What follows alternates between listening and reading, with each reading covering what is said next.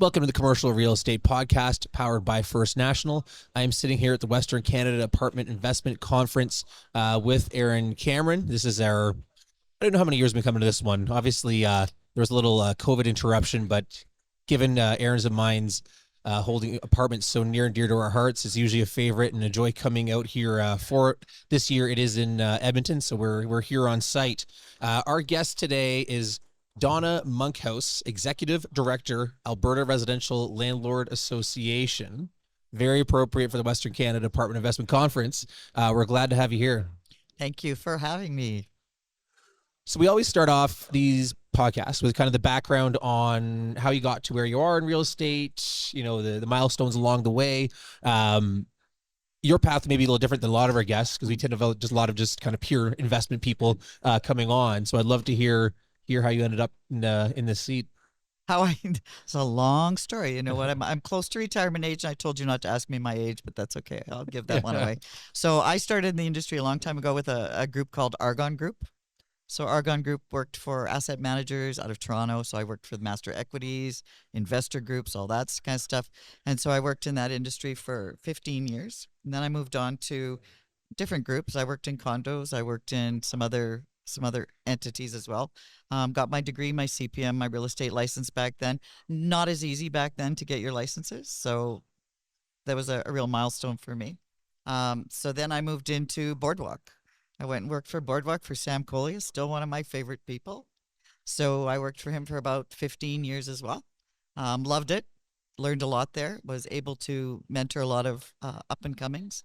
What were you doing into there? The industry. I was an area coordinator. Okay. But I sat out in the north end and I was quite happy and I mentored all the newbies coming in. So it was a great fun time for me. And then I moved into social housing. Very different.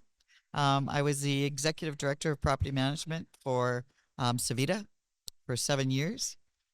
That's a tough job. Working in the government industry is very different. So you see a lot of different things happening out there. Some of the things you don't want to see. So that's a lot of asking for money, by the way. You have to ask for money all the time. So I did that for a while. And then I've always been on the board of Arla. I always sat on the board. And one day they approached me and asked me if I wanted to be the executive director. So you know what? At that stage of my life, it was a bit chaotic and stressful. So I kind of moved into this position. I love it. Love it. Love growing Arla. What's the mandate? Arla's mandate: educate and advocate for landlords. That's what we do. Multifamily property owners. We've decided to change. So we've decided to change the name. We were having a conversation before we hit record that, as regular listeners would know, that Adam and I have I don't know what the word is, but we basically are trying to remove the word landlord from anybody's vocabulary because of the negative connotation of Lord of the Land.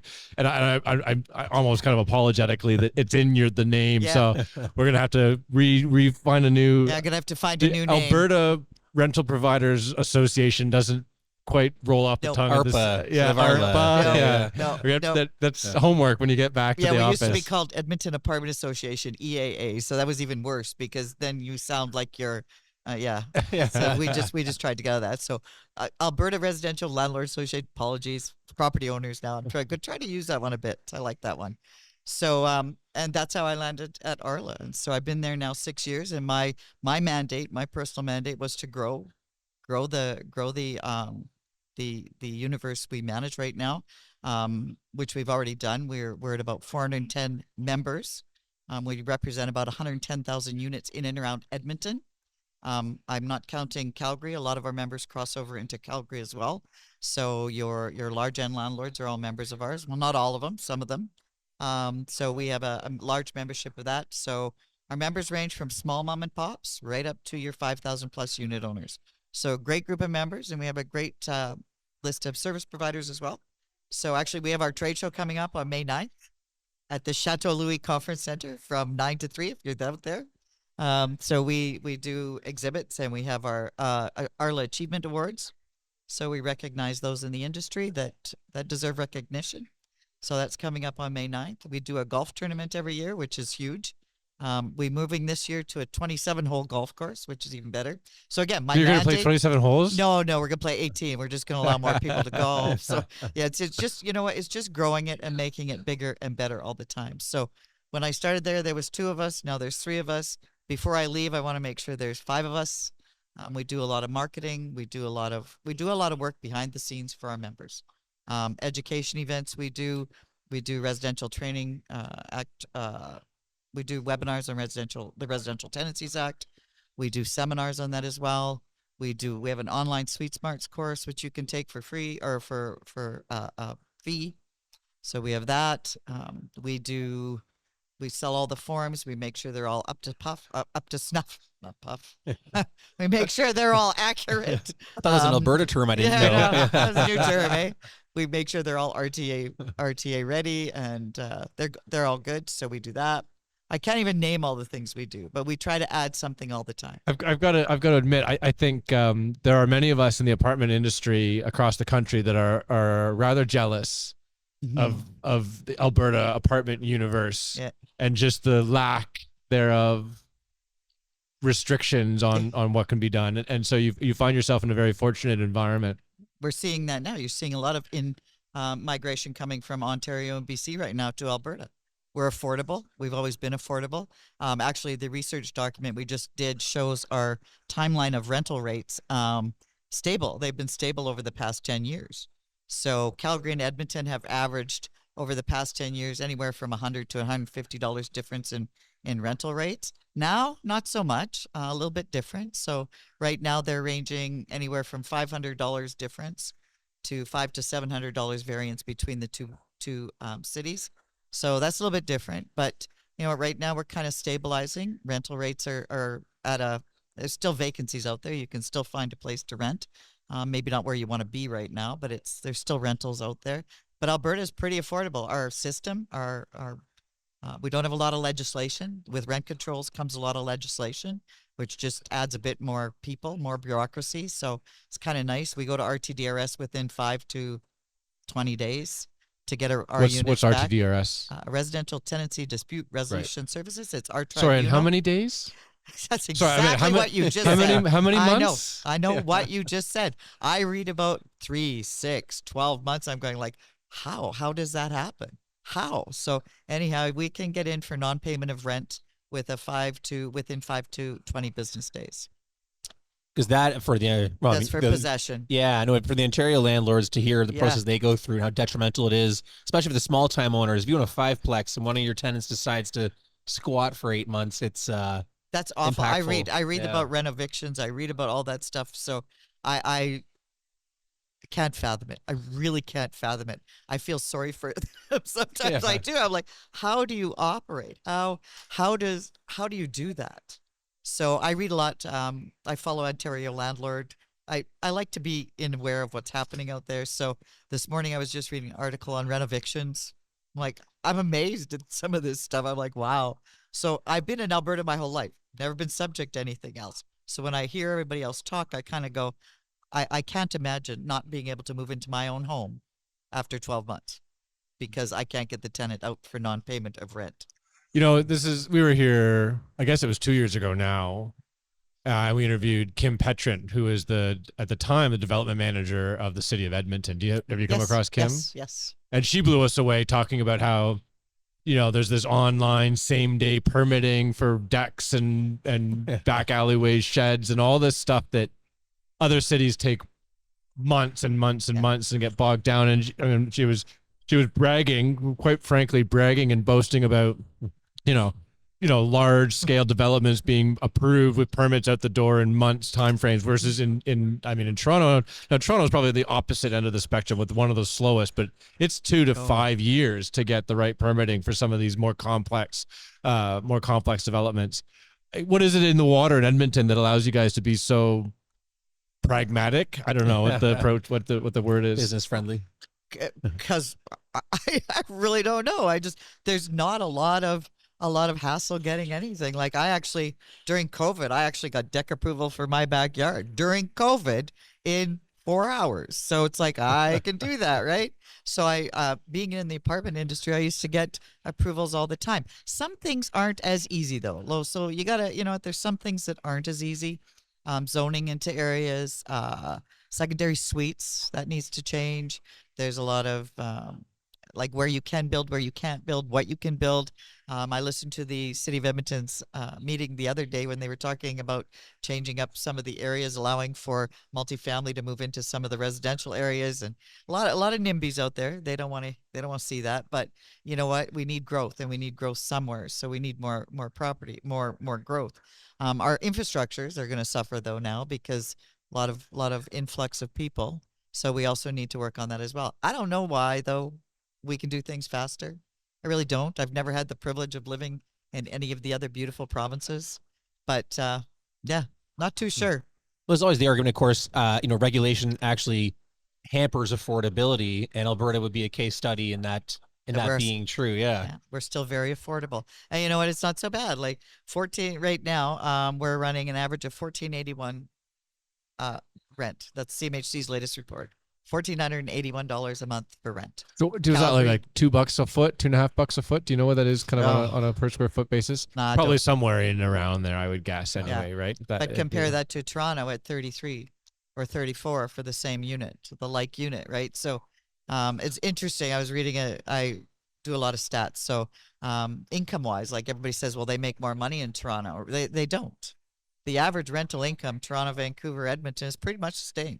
So we're about 56, I think it was 57 and 58,000 a year average income. Not everybody makes big money, right? Not everybody does that. So that I found interesting. And what was more interesting was that most of Toronto and Ontario, or Toronto and Vancouver, were about 47% of their income used for rentals. Edmonton's 23%. So we're still in the area of we're still extremely affordable. That's awesome. What are the big three issues facing your members today? Now they've established rent control is not one of them. Yeah, exactly. What is the can't get a tea time, right? Yeah. We still work very hard, and don't get me wrong, we still I'm teasing you. No, I'm teasing. No. Yeah, but what is it? What are the big issues? You know what? Just preparing for different things that are happening right now. So we're, like I said, we're doing a research document. We're going to start using as soft marketing out there in the industry. We're going to use it as marketing for the governments. We're one election away from possible rent controls, which is kind of a scary thing. So that's something we want to kind of stay away from. So we're doing that. The RTA needs a few changes. Pretty archaic. We need electronic documentation to go into place. That's not there. I don't know if any province has that. We also are working with, I sit on the RTAC committee as well, the Alberta Residential Tenancy Advisory Committee under Service Alberta. So I get firsthand to visit with the minister, which is really nice. He's not going to put rent controls in place, which is great. They've given more subsidies out there as well. So, is there discussion of rent controls here? Like you said, it's affordable. It doesn't feel like there's a big pressure for it. Like, I mean, in Ontario, of course, you hear this, you just reference some statistics where the affordability is so difficult. I don't. There's no pressure. Yeah. Okay. There's no pressure, but that's only one election away. So you know what? I believe in being prepared. I believe in being ready. So that's where we're kind of going. So you want to keep on top of everything that's happening out there so that if it ever does come to light, you're ready for it, right? So I listen to all the City of Edmonton meetings for that reason. I want to be ready. I want to be prepared. I don't want our members to fall into an area that they don't know where they're going. So I want to be able to be on top of that. What about, I say foreign investment, but, even just. You mean interprovincial or? Yeah, interprovincial, outside investors coming in, acquiring, operating, developing apartment units, apartment buildings. Is that seen as a negative, or you welcome the additional cash flow, welcome the competition? Not a question I could answer. Keep going. Yeah, I like the neutral, the Switzerland answer. Yeah, just move on from that one. Yeah. We touched on this already. The landlord perception, of course, that word, Aaron and I are kind of campaigning against, despite the, lack of skyrocketing rents, as experienced maybe Toronto and Vancouver being the two, primest examples. What is the media perception? How is that relationship with the media? Do you get those offside articles? Let me take you back 40 years. Okay. 40 years landlord's perception, the perception of or property owners, and I'm going to start using that now because I think it works well. So property owners was not the greatest. You know what? It's never been the greatest. It just never spread as quickly as it does today. So it was like a Wella commercial back then. You remember, you tell two people, they tell two people. So that's what it was kind of like back then. So there was used to be groups in buildings that used to talk in the parking lot about how their rent went up, and people used to knock on each other's doors and do that kind of stuff. Now the media has kind of taken property owners and a great example. A good friend of mine did a 60-minute interview with CBC on landlords and why these things are happening. And it aired 15 seconds of that interview. So it's kind of like, you have to put the good with the bad, but all everybody's seeing is the bad. So who are they pointing fingers at? Of course, they're pointing at the property owners. And so rents haven't gone up for years. They haven't exceeded an outstanding amount for years. So now when you give a tenant that lives in one of your buildings maybe a $400 rent increase because your mortgage went up due to the interest rate, there's a big push. So I know in Calgary, when the rents were going sky high, Acorn came around. Acorn was in Calgary. They've never come to Edmonton. Can't say, well, I've never seen them here. So, and they like to make their presence, which is fine. But our rents have always been kind of normal. But the perception we need to change is that we're not all bad. One bad apple doesn't spoil all of us.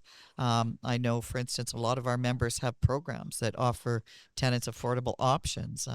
There's subsidies available for people. There's all kinds of things. We even help some of the tenants get to the right place so they're educated.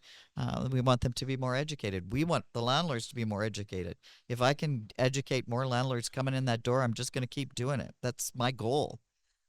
So that's all we can do. But social media kind of took that into a whole nother direction now, because it's like now you just Facebook group somebody or you Instagram somebody and it's all out there, right? But and you see that with landlord associations. There's ugly landlord groups. There's all kinds of things, right? The bad landlord one that was recently out there, the bad landlord registry or the bad tenant registry. Who was running that group? It was I wasn't sure who was running. It was a lawyer and his partner or whatever. It was a big kerfuffle. Anyhow, nobody should have a bad tenant registry. Nobody should have a bad landlord registry. There's issues on both sides that happen all the time, and it needs to be monitored very closely. If you're going to do something like that, you need to monitor that closely.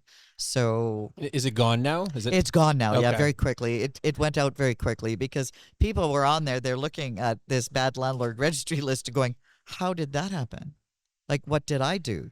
Well, if you didn't pay your rent, there you go. But some people are saying they did nothing wrong. So it's just not right. It's an issue, big issue. So that's something our city of Edmonton is trying to put in place. A bad landlord registry. It's complicated because, one of the challenges we witness is that some of the negative news, about some tenant had their rent increased by $500 or $1,000 or $1,500 was an individual condo owner, and so obviously the least sophisticated of the operators. And I think you still see that in what we would traditionally call apartment owners, like the 5 and the 6 plexes. But then, of course, that brings down the narrative across all apartment owners. And so the largest of the boardwalks and things. So within your membership, how do you manage that?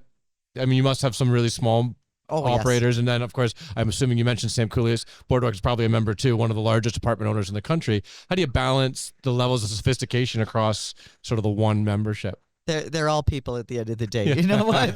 Their paths go on the same way.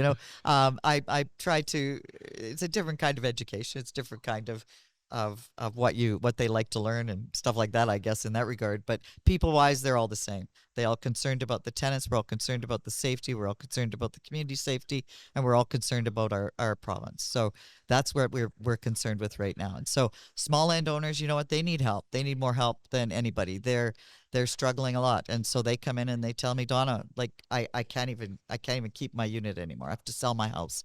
So we need to do something for them. There needs to be some help for them. So I just tell them, you know what, you can raise the rent. Please explain to your tenant why you're raising the rent. So I try to treat everybody the same. A rental property one is the same as $5,000. When I used to manage rental properties, it was like 5,000 units took less time than one unit. So, same kind of thing. What's putting the biggest squeeze on the small operators right now? Is it the mortgage cost? Mortgage costs, and it's just, you know what, it's mostly that, but it's mostly when they have a loss. Like if they have a tenant who disgruntled and left them in an array of disorder and cost them a little bit of money, they don't have that to pay back. You know what? Their mortgage interest rate, the mortgage went up. Great example was one of my members came in, his interest rate went 1.59, I think, to 5%. And I'm like, oh my Lord, that's not easy to handle in a lot of those cases. And these guys aren't in it for big profit. They're not making a big profit. They're trying to stay above board. It's just too much hassle for them. They'll just say, I'm out, Donna. I can't deal with these people anymore. I'm out. And you know what? It's moving into a place where tenants are educated, but tenants need to be more educated. Landlords need to be more educated. Like I keep telling you, if you do it right from the beginning, you won't have any issues moving forward. Communicate, be transparent, put the rules in place for your tenant early. You know what? Do your inspections, do all that stuff. I just try to keep educating them. Maybe they'll stay. You mentioned at the outset that education is a big part of what you do. Big part of what I do. Yeah.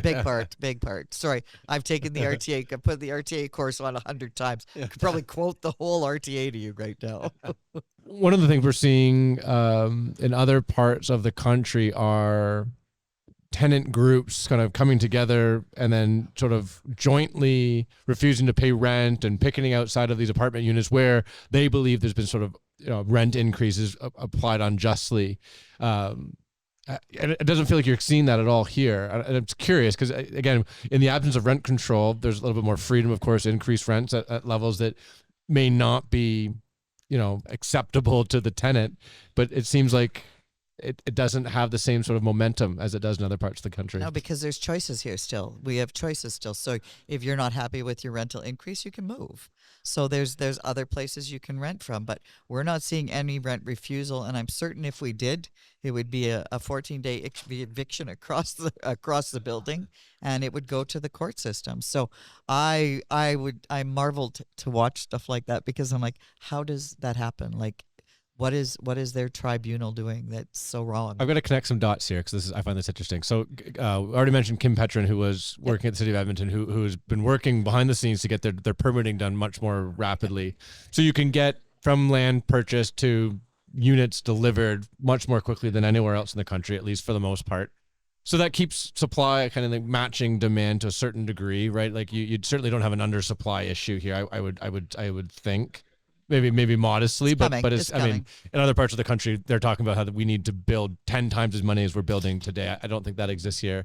So that keeps your ability to be more flexible. You also have the tenant, RTDRS. Thank you, yes. RTDRS, where it's 15 days or whatever. Yeah, sorry, didn't mean to tell you it's that low. Scares me. I could say I could go 30. But if you think about just the relationship between the landlord and the tenant, if there is any dispute, it's very quickly resolved, right? It's very quickly at least put in front of somebody that makes a decision one way or the other. Versus in Ontario, where we're most familiar, I think I've heard it's 18 months or longer. The dates are it doesn't matter. It's a much longer multiples, than 10 to 15 days.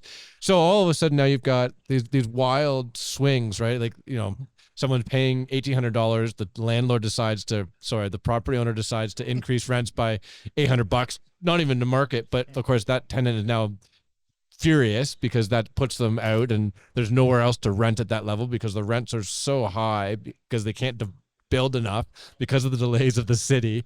And then of course they picket or they do rent refusal. And then it takes a year and a half to get to the landlord tenant board. So I guess I'm pointing to the fact that the efficiency of the city of Edmonton in this particular case has led to a much more cordial environment for the property owners and the tenants because things can happen much more quickly and avoids a lot of the friction that we now have between tenants and rental providers in other parts of the country. Our TDRS system is come a long way. I can tell you when it first started up, it was not this efficient. It really wasn't. We had to work at that. So we met with the executive directors there. We met with, it was Nate Glubish back then. So we met with a lot of them back then to bring it back into place. They needed more hearing officers, things like that. So as bad as it used to be, it used to only still be between 30 and 60 days. Awful. That's Sorry. just awful. Sorry, but so now the new director, I meet with her quite often. It's just if I hear issues are happening, it's really great to bring them forward fast so they get dealt with quickly. We're working right now on some other things that need to happen there, like fees and things like Tony that. Irwin, So if you're listening, you've got a new mandate. Tony Irwin's going to be sitting beside fix. me in about 20 minutes or whatever it is. Yeah. Tony, for those that aren't paying attention, Tony Irwin is the head of the FERPO, which is the sort of the akin group for Ontario. And CFA and the Canadian Federation of Apartment Associations, which is the national advocacy group for apartment owners. On a 5-year time horizon, what issue do you think is the most solvable in this market through the advocacy groups, through the people representing our side of the industry? Because some problems are not solvable, but I was going to say that there's so many things to be solvable. I think a lot of it. Which one could be solved? I think in Alberta, I think a lot of the areas can be opened up to build. So I think the areas right now that currently they don't allow building on or certain buildings on, I think that can be fixed very quickly. So I think we'll be able to build our structures quicker. I think our 5 years plan would be our Alberta government, I believe. We'll start looking at our social housing a bit more. I'm in tune with that one very close. Maybe we'll be able to build more units onto those footprints that are out there currently. So you see a lot of footprints of 80 units that are now 240 units. So there's a lot of land under those units as well that can be increased on. I think we'll see some more. I'm hoping safety issues in the city and security issues changes. I'm hoping with all the boots on the ground now, we'll see a big change in that. I guess it just depends on who gets into government next year. Yeah. That's all I can tell you. Every couple of years, the rules change. You know what? And it's happened before. It's happened before where you do this. All of a sudden, there's a new government. They're doing this, and it's like, okay, and you start all over again. Yeah. So it's like, yeah.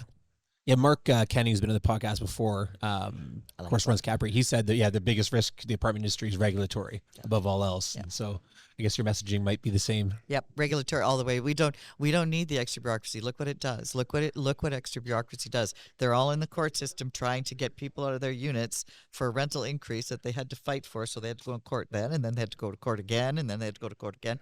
So it's just tying up their whole system. And I don't know if they do that on purpose.